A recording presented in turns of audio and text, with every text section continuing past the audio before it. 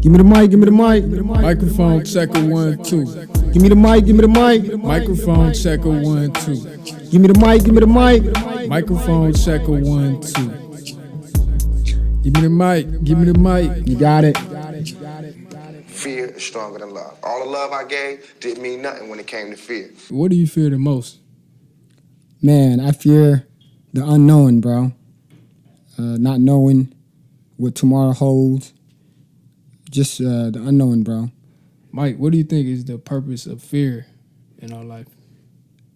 I believe the reason that we fear, for the most part, is because we don't have control over our own desire or situation in life itself.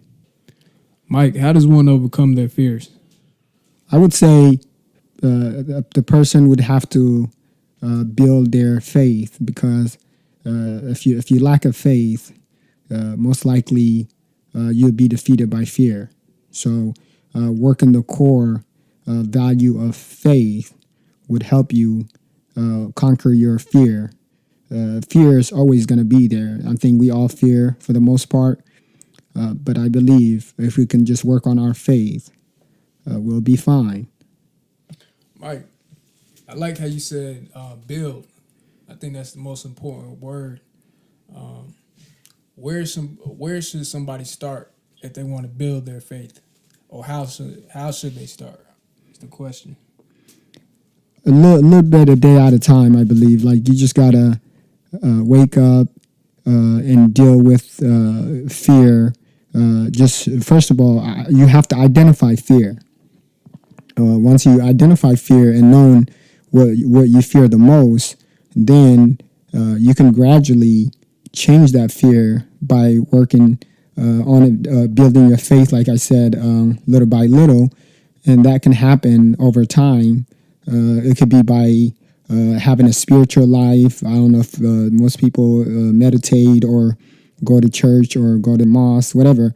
But whatever it is, when you have faith, you'll come out better as far as defeating fear. What kind of impact does fear have on your relationships?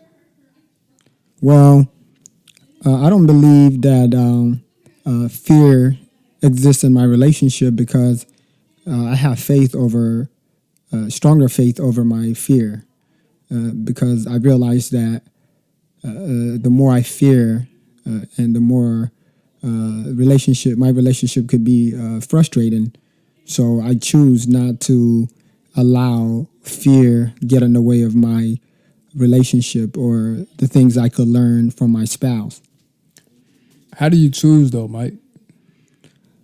By acknowledging my fear when it occurs to me on a daily basis. So first of all, I identify the issue, whatever that comes to my mind, because you remember, thoughts are always going to be there. There's so many windows, and I just do my best to shut each windows down, so that way it doesn't control. By knowing that, by acknowledging and practicing on a daily basis, allow me to have a stronger relationship with my wife. Mike, what is the area most people fear? I believe losing their position in life. It could be their jobs. It could be anything that just someone coming in taking their position they would fear the most, I believe. Okay, and what would a world without fear look like? If we didn't have fear, and then we wouldn't have jealousy, and we wouldn't have crime, and we wouldn't have anything, war or anything like that. So it would be a peaceful place to live and exist in. It could be anywhere in the world. It would be a very fascinating experience to experience, I believe. Amen. Mike talks, y'all. Give me the mic back. You got it. Okay. All right. So, Mike, briefly, why don't you tell me, how does the fear of failure affect your life? How does it affect you? I'm sorry. Well, I try not to let it affect me by simply substituting failure with positive mentality, but on top of that, by being proactive on focusing on things that matters today. Yeah, because that's actually a biblical concept. If you look in the Bible, you see the words of Christ. Take no thought for the morrow, for the morrow will handle itself. Basically, like, just do what you can today. Just think about the problems of today, because tomorrow has their own troubles to think about. So, Mike, what about, I know a lot of people are afraid of public speaking. So, say, what do you do in those instances? Well, you just gotta dive in and do it. You know, I remember at Georgia State, and I had to speak to a bunch of students more than just once throughout the day, actually for a few days.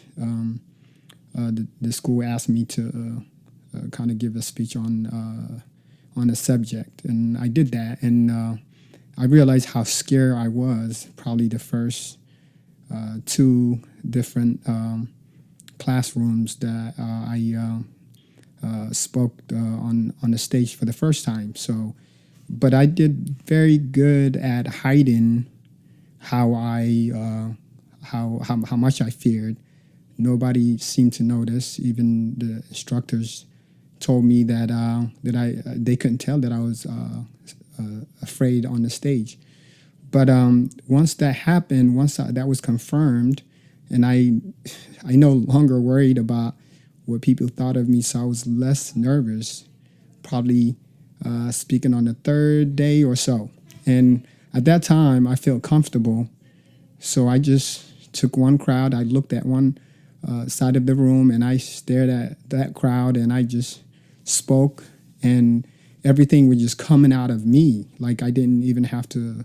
I didn't have to force it or anything. But for those people who struggle public speaking, I would say that I understand it's not easy getting on the podium and just to be able to speak. Sometimes it's because we have a lot of things. We're using more than one senses when we are speaking to people. You know, imagine you got to multitask on making sure that you delivering your message and you make eye contacts, you're not using a lot of ums. It's just a lot of rules. So because knowing that you're not free to speak on whatever you want without any judgment, you become nervous. And that's why majority of people have a hard time speaking on stage. For me, what helped me the most is I'm a shy person, but I'm not that much of a shy person. So that helped me to become a better communicator. I believe I do well communicating, speaking life over my wife, and just being able to communicate with her, and even with I believe even though I'm good at it, I believe that I still struggle. I think I'm still going to struggle, worrying about. Am I being a good father to my daughter? Am I being a good husband? It's just many things that comes to my mind that is fearful to me. And I believe that, but in time, I believe things will get better. I hope I can help. Okay, hopefully you can help a lot of people with this next question, Mike. Why do people fear death?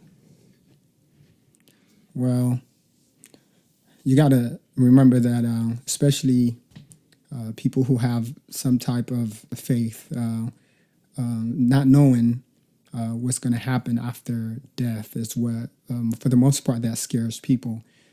Just knowing that if you die, you don't know if you're going to go to heaven or hell. That's a question mark for most people. So because of that, you're afraid of judgment. You're afraid of the things that you're not doing or should be doing is what scares people. So to take it back a little more, for me, knowing that, like when I was a kid, if I did anything and against that upset my parents or things like that, and they'll be like, oh, I hope that happens to you. I hope your kids will do that to you, kind of thing. So even our neighbors and everybody, especially in Eritrean culture, for parents to speak like that, but they don't really mean it. But as a kid, you kind of become traumatized because of the end result, the eternal. Mike, man, you just took it home. I remember it being like, I must have been like must have been like 6 or 7 years old. I got my mom mad one night, just acting stupid in the living room with whatever. And we had got done watching Thriller by Michael Jackson. No way. Yeah, you know the 13-minute version? Yeah, for sure. Yeah, I'm familiar with that. Go ahead. And so we had, some garages, whatnot. We had 2 garages next to the living room. And my mom sent me to the far garage, the one that's not next to the living room. Yeah, it's funny. The fact that I know your crib, too. I know your parents' house. Go ahead. Yeah. I know what you're talking about. It was nighttime, bro. Yeah. And so I was in there by myself. Just got done watching that video. Wow. Scared. Yeah, man. Since we're on the topic, talk about fear and raising children. Well, there's 2 kind of fear. There's physical and there's mental.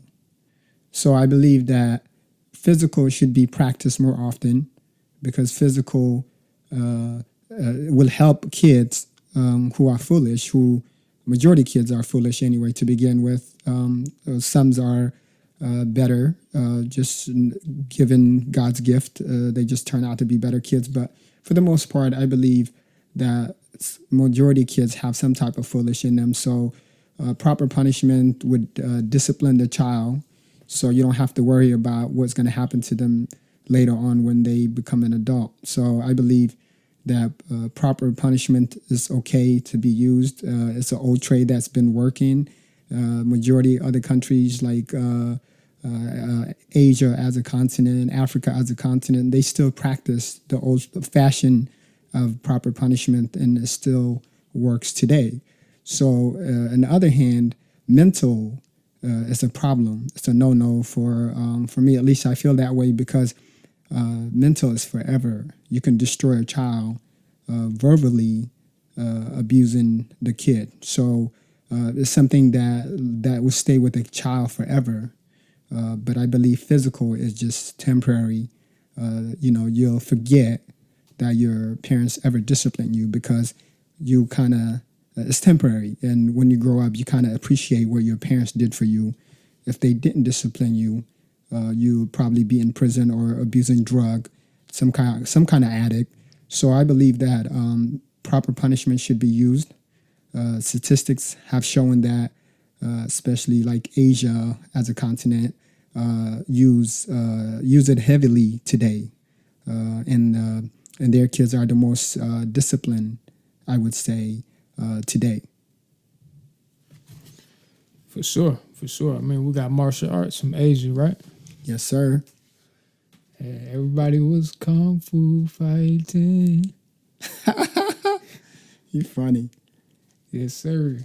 But even don't forget now, we both been to Eritrea, so they still use proper punishment, and those kids are disciplined. They're more disciplined than us.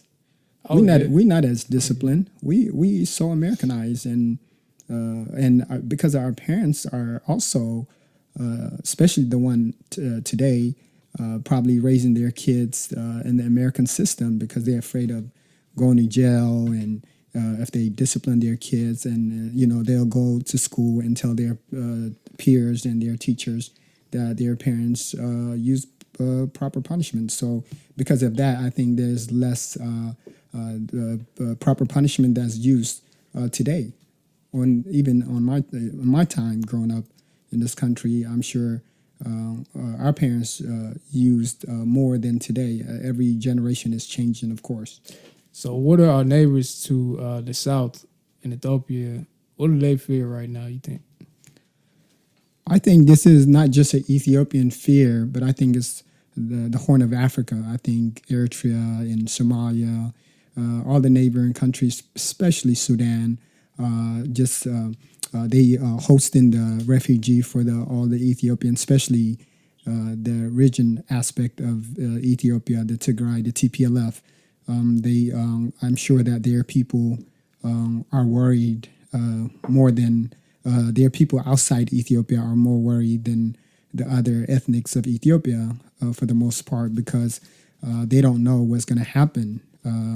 We are waiting for a change to happen. We just don't know. And also Eritrea too, because it affects us as a neighboring country, because if something happened, we don't know what's waiting, what can happen to all of us. So it affects everybody. So we should all ask God for guidance, and we should all pray for everybody, all the civilians, regardless what race or what ethnicity you come from.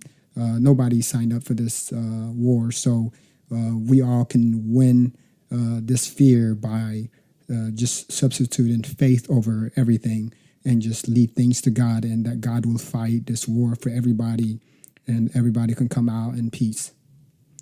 Definitely agree with what you said, Mike. Back in 2017, when we seen the headlines was America nuclear war with Korea, and everybody was scared, talking about it all around me, I didn't feed it into the conversation. What I did was go home in my room, close the door, and then ask God to bring peace to the leader of North Korea, to surround him, and to bring peace to Donald Trump, to surround him, so that they could make the best decision and not be influenced by evil thoughts, violent thoughts.